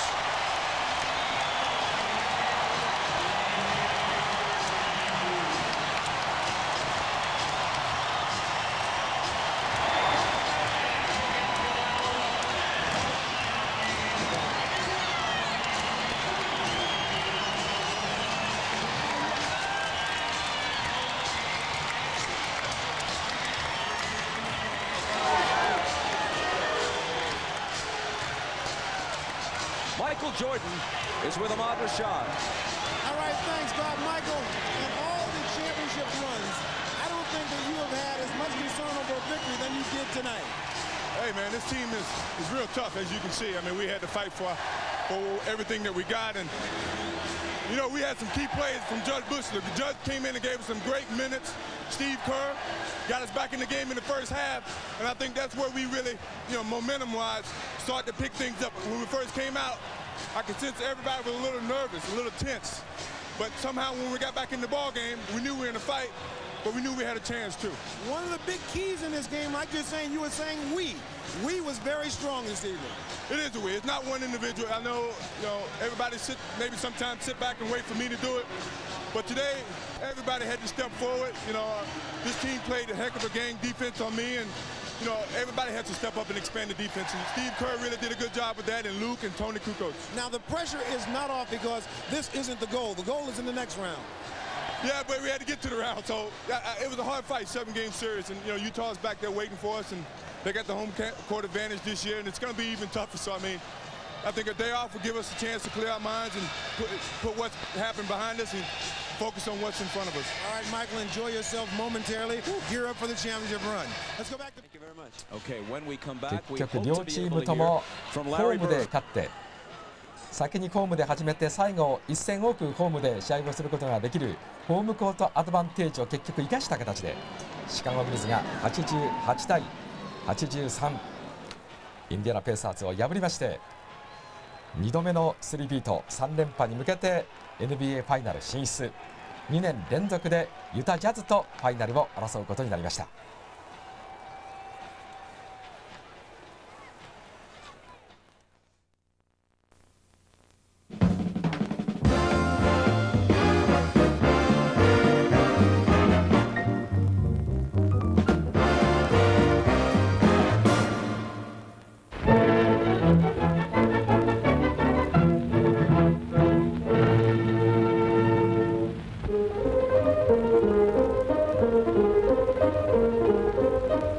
あずさ川の雪解けの水もぬるみ、アルプス登山が始まりました。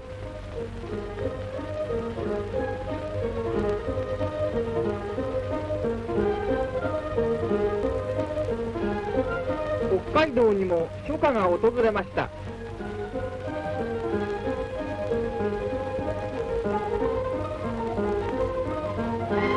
水郷での高い千葉県の佐原ではもう田植えが始まっています。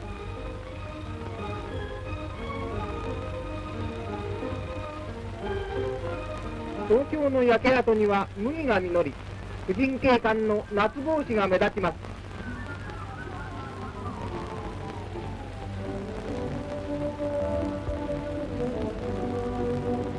今月から主食は持ち込み配給になりましたが、ただ残念ながら支配が続いています。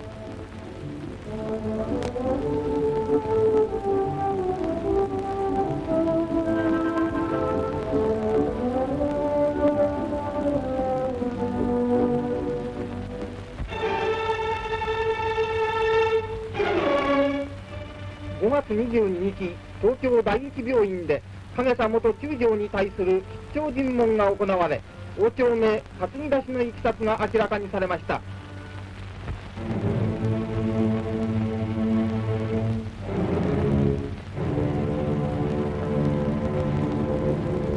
市ヶ谷の法廷では5月27日、証人小西元中将に対し、ソ連側スミルノフ検事はノモンハン事件について地図を片手に鋭く追及しました。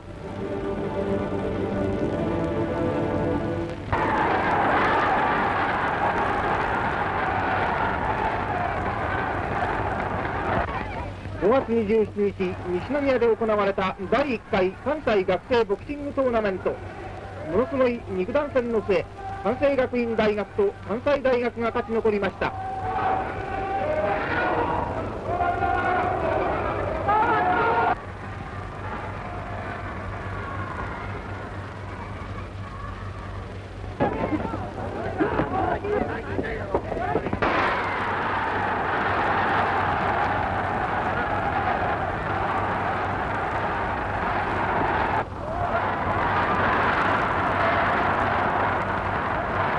5月28日、東京後楽園スタジアム慶明第2回戦、第1回明治2点、さらに2回2点を追加。慶応第5回山村のレフトフライで高橋ホームイン、1点を返します。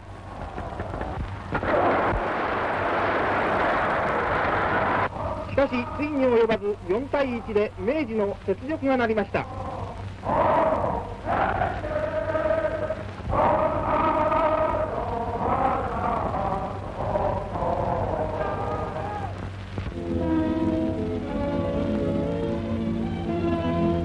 5月27日、機械中止のうちに10年間腐敗を誇る木村名人対塚田八段の名人決定第7回戦が東京中野で行われました。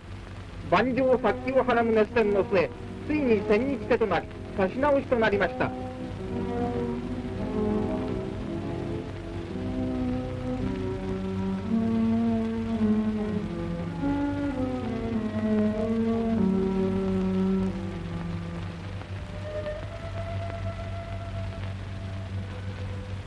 戦争中、爆撃を恐れて解体されていた奈良法隆寺の国宝少陵院などが再建されることになり、5月24日上棟式が行われました。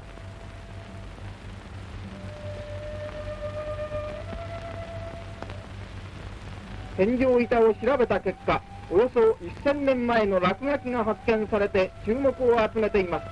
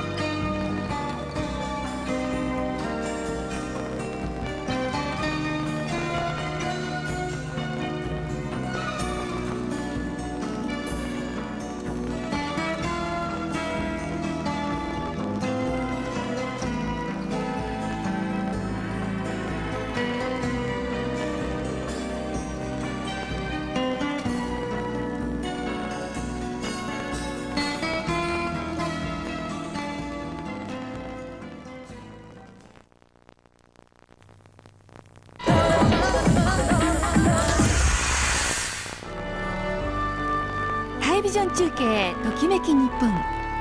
6日土曜日午前10時からは高知県室戸岬から生中継です。四国88カ所のお寺を巡る遍路道、室戸岬の24番札所保津岬寺を中心にその他の札所の様子なども紹介します。7日日曜日夜7時30分からはワールドカップの楽しみ方を1時間半にわたって徹底的に紹介する夢舞台へキックオフ。